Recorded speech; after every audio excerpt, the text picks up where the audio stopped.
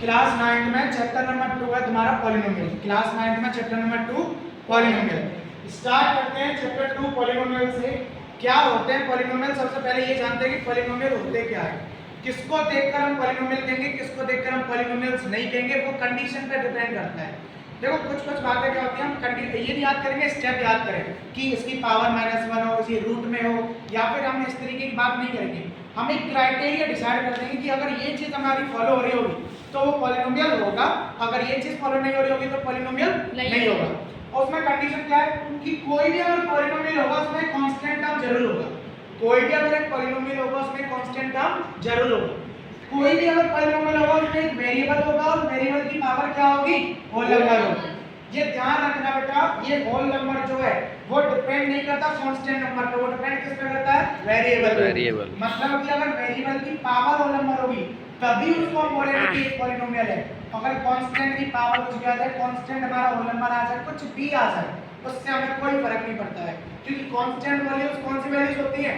जिनकी values fixed होती हैं। वेरिएबल वैल्यूज कौन सी वैल्यूज होती हैं? जिनकी वैल्यूज फिक्स नहीं रहते हैं। अगर दूसरी बात अगर मैं बोलूं तो कांस्टेंट वैल्यूज सारे हमारे नंबर्स होते हैं और वेरिएबल सब हमारे अल्फाबेट होते हैं। और होल नंबर तो सब जानते हैं जो 0 से स्टार्ट होते हैं और इनफाइनाइट तक जाते हैं। आपके मन में क्वेश्चन दौड़ रहा होगा। क्वेश्चन क्या? क्वेश्चन ये दौड़ रहा होगा कि सर ये होल नंबर ही क्यों होता है, नेचुरल नंबर क्यों नहीं होता, इवन नंबर क्यों नहीं होता, इंटीजर्स क्यों नहीं होता? इसके पीछे भी एक कहानी है, वो सुनेंगे भी बाद में। पहले इस कंडीशन को वेरीफाई करते हैं एग्जांपल से। लेट्स सपोज मैंने लेके चला यहाँ पे √3x की पावर 2। एग्जांपल क्या लिया मैंने? √3x की पावर 2। इसको जरा वेरीफाई करो बेटा इस वाली कंडीशन से। क्या √3 एक कांस्टेंट टर्म में आता है? सर आता है। जितने भी कांस्टेंट टर्म है वो एक वेरिएबल से हटकर है, जिनकी वैल्यूज फिक्स है। क्या x वेरिएबल में आता है? आता है सर, x वेरिएबल में आता है। क्या जो पावर 2 है वो होल नंबर में आती है? ये जो एक एग्जांपल दे रखा है √3x की पावर 2, हम इसको वेरीफाई कराएंगे पूरी की पूरी एक कंडीशन से। कैसे वेरीफाई करेंगे? सर कांस्टेंट आया कांस्टेंट √3 आया, x आया, x मतलब वेरिएबल है तो वेरिएबल भी आया। इसकी पावर 2 होल नंबर में आती है? आती है। जो भी 2 नंबर है हमारा वो होल नंबर में ही कंसीडर किया जाता है कि नहीं? अब मैंने एक एग्जांपल लिया आपके लिए, मैंने एक एग्जांपल लिया सर ये 7 जो नंबर है, ये 7 जो नंबर है क्या ये पॉलिनोमियल है? तो आपके अकॉर्डिंग आप जाहिर सी बात है आप ये करोगे सर ये पॉलिनोमियल नहीं है। क्यों? सर आपने अभी बताया पॉलिनोमियल वो होगा जिसमें कांस्टेंट होगा, वेरिएबल होगा, उसकी पावर होल नंबर होगी। लेकिन हम क्या देख रहे हैं? 7 कांस्टेंट नंबर तो दिख रहा है, लेकिन क्या वेरिएबल दिखा? नो। क्या होल नंबर दिखी उसकी पावर? नो। तो इसको पॉलिनोमियल हम बनाने की कोशिश करेंगे। कैसे? सर एक बात बताओ बेटा, अगर 7 में 1 का मल्टीप्लाई करते कोई फर्क पड़ेगा इस पर? नहीं ना। 7 में अगर 1 का मल्टीप्लाई करते कोई फर्क पड़ेगा? नो। आपको 8th क्लास में आपने एक चीज पढ़ी थी, एक्सपोनेंट। एक्सपोनेंट में आपने एक रूल पढ़ा था कि a की पावर 0 = 1। क्या ये पढ़ा था? यानी इसका मतलब a की पावर 0 का मतलब ये नहीं है, ये 0 पावर जिसकी हो जाएगी उसकी वैल्यूज हमेशा क्या रहेगी? 1। तो मैंने क्या करा, इस 1 को रिप्लेस कर दिया किसी एक वेरिएबल की पावर 0 से। तो 7x की पावर 0 से इसको क्या कर दिया? रिप्लेस कर दिया। अब इस कंडीशन को जरा वेरीफाई करने की कोशिश करो। बताओ 7 कांस्टेंट नंबर है? है सर। x वेरिएबल है? है सर। पावर 0 होल नंबर है? हाँ सर। ये हो गया हमारा एक पॉलिनोमियल। इसका मतलब सर होल नंबर आने का रीजन क्या है? होल नंबर आने का रीजन ये है कि जितने भी कांस्टेंट टर्म है वो सब हमारे किस में कंसीडर करेंगे? पॉलिनोमियल में कंसीडर करेंगे। ठीक है? तो 2a एक्सरसाइज के क्वेश्चन में कुछ देखे हैं। 2a का क्वेश्चन नंबर फर्स्ट है x की पावर 5 - 2x³ + x + √3। इस एक्सप्रेशन को मुझे क्या बताना है, ये पॉलिनोमियल है या नहीं? दूसरी बात इसमें मुझे इसकी क्या बतानी है? डिग्री। तो डिग्री के बारे में जरा इंफॉर्मेशन दूंगा। डिग्री वो होती है highest power of the expression is called the degree. इस एक्सप्रेशन में जितनी हाईएस्ट पावर होगी वही क्या होगा? उसकी डिग्री होगी। बताओ सबसे ज्यादा पावर कितनी आई है? 5। तो डिग्री कितनी होगी इसकी बेटा?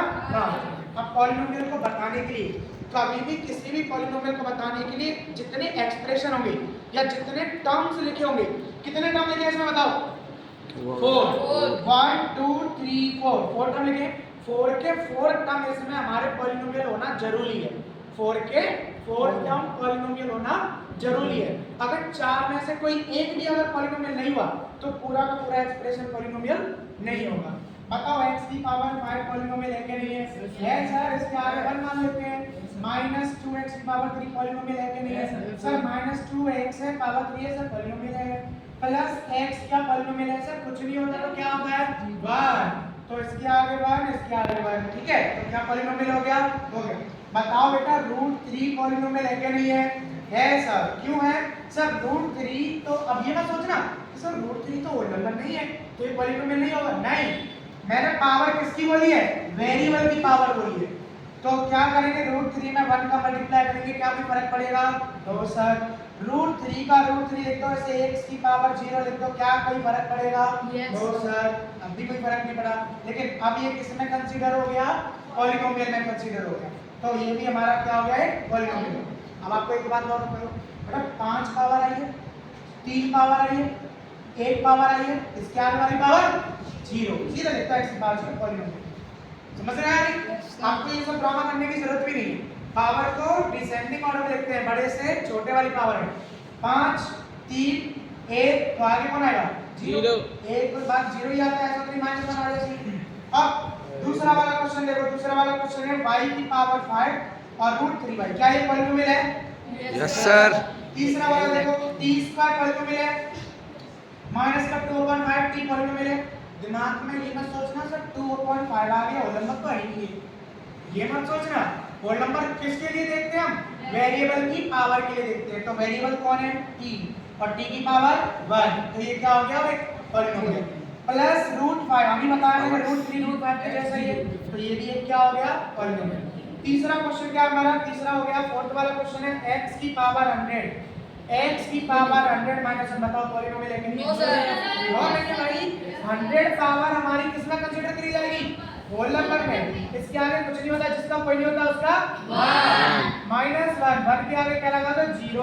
तो ये भी क्या हो गया? पॉलिनोमियल। अब एक बात ध्यान से समझना, सुनो बेटा, ये मत सोचना सर अभी आपने बताया था डिक्रीजिंग ऑर्डर में लिखना है, तो बहुत सारे बच्चों के दिमाग में आ गया होगा सर डिक्रीजिंग ऑर्डर में लिखना है। x की पावर 100 है, x की पावर 100 लिखो, 1 के आगे x की पावर 99 हटाओ। ये मत कर देना, क्योंकि जिसका कोई नहीं होता उसका कौन होता है? 1 होता है। तो 1 को हमने रिप्लेस करा x की पावर 0 से। समझ रहे हैं यार? अब फोर्थ वाले के बाद कौन सा नंबर? फिफ्थ वाला। बताओ पॉलिनोमियल है कि नहीं है? नहीं है। कौन कहेगा बेटा नहीं है? है। क्यों है सर? पावर देखो, पावर 2 है, पावर देखो सर, पावर 1 है, पावर 0 है, तो ये भी क्या है? पॉलिनोमियल। बताओ 6 वाला पॉलिनोमियल है कि नहीं है? नहीं है सर, नहीं है। क्यों नहीं है? पावर -1 में, पावर किसमें? माइनस में, और माइनस की पावर होल नंबर में आती है क्या? नहीं आती, तो ये पॉलिनोमियल नहीं है। अच्छा एक और बात, डिग्री भी बतानी है कि इसकी डिग्री कितनी होगी? 5, इसकी डिग्री कितनी होगी? 3, इसकी डिग्री 2, इसकी डिग्री 100, इसकी डिग्री 2, इसकी डिग्री 9, Zero. पॉलिनोमियल नहीं है उसकी डिग्री क्या होगी? डिग्री नहीं है। है कि नहीं? चलो स्टॉप कर दिया।